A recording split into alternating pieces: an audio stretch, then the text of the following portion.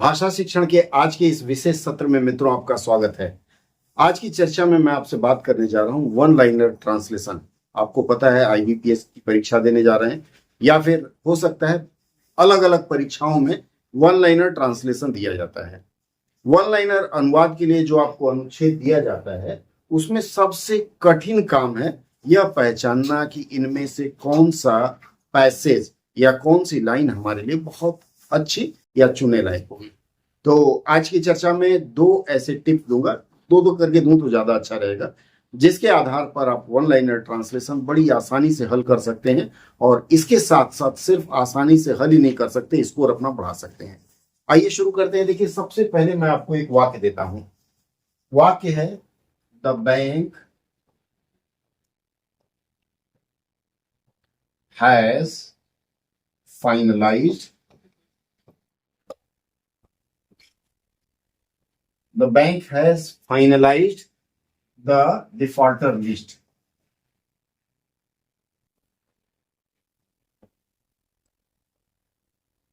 The bank has finalized the defaulters list. अब इसके लिए आपको एक हिंदी में वाक्य अलग अलग देता हूं।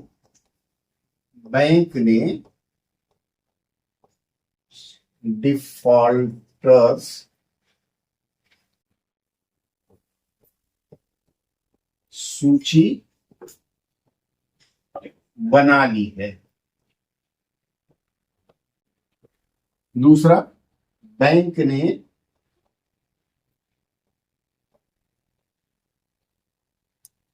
चूककर्ताओं की सूची, ये पूरा ऐसे ही रहेगा, बैंक ने चूककर्ताओं की सूची बना ली है। यह फर्स्ट ऑप्शन है या सेकंड ऑप्शन है। अब थर्ड ऑप्शन, बैंक ने डिफॉल्टरों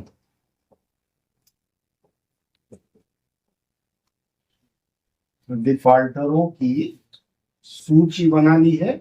और चौथा विकल्प मैं दे रहा हूं, बैंक ने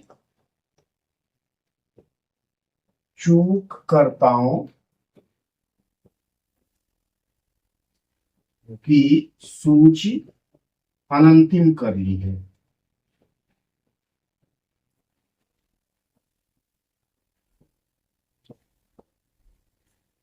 चलिए देखिए, चार वाक्य आपके स्क्रीन पर दिख रहे हैं। इन चार वाक्यों में से आपको चुनना है एक सही वाक्य। आपके पास देखिएगा, परीक्षा में 100 मिनट में 150 प्रश्न हल करना रहता है। इस तरह के भी जो सवाल रहेंगे 1 मिनट में आपको इस तरह के 5 हल करने रहेंगे। ऐसी स्थिति में सबसे पहले आप मुझे बताइए इसमें से कौन सा वाक्य आप चुनेंगे। देखिए, यहाँ एक चीज मैं बताऊं, बहुत विद्वान ऐसे हैं हमारे हिंदी के जो पढ़ने वाले बच्चे हैं। डिफॉल्टर जो शब्द है, मान लेता हूं उसकी हिंदी नहीं आती आपको, तो हम में से अधिकांश बच्चे क्या करते हैं, डिफॉल्टर्स यथारूप लिख देते हैं। यह गलत है। कारण क्या है, यह जो एस लगाया गया है इसमें, यस क्या है, डिफॉल्टर का बहुवचन रूप लिखने के लिए एस का प्रयोग किया जाता है।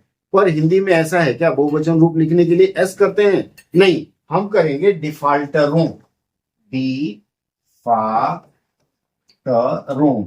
जैसे डाकुओं, डाकूज नहीं लिखते हम लोग, फ्रेंड्स नहीं लिखते, दोस्तों लिखते हैं। इसी आधार पर पहली बात तो सबसे पहला आपको यहाँ यह देखना है कि हमारी जो अंग्रेजी दी हुई है उस अंग्रेजी के जो शब्द हैं उनका किसी भी वाक्य में सही विकल्प लिया गया है कि नहीं लिया गया है। पहला डिफॉल्टर कट हो गया, पहला गायब। इसके बाद फिर इस दूसरे में, तीसरे में डिफॉल्टर, मतलब ये दो वाक्य हमको किसी भी हालत में नहीं देना है। कारण क्या है, इसमें डिफॉल्टर जो शब्द है, ये जो डिफॉल्टर शब्द है उसका खाली लिप्यंतरण किया गया। तो पहला सूत्र है, तो फिर यहाँ पहला सूत्र है कि आप शब्द का यथारूप सही हिंदी विकल्प उपलब्ध है या नहीं, या वाइस वर्सा इंग्लिश विकल्प उपलब्ध है या नहीं, वह देखेंगे। इस आधार पर इसको एलिमिनेशन राउंड कहते हैं। हमने सिर्फ एक शब्द देख करके एलिमिनेट कर दिया।